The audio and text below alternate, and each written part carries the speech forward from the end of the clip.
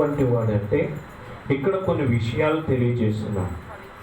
పవిత్రుడు అనగా పరిశుద్ధుడు, పాపము లేని వాడై ఉండినట్లుగా మనం చూస్తున్నాం. అలాగనే ఆయన నిర్దోషి, ఆయనలో ఏ నేరం కూడా అనేది లేనివాడు. దేవునికే మహిమ కలుగును గాక. ప్రభు అయిన యేసుక్రీస్తు ప్రభు వారిని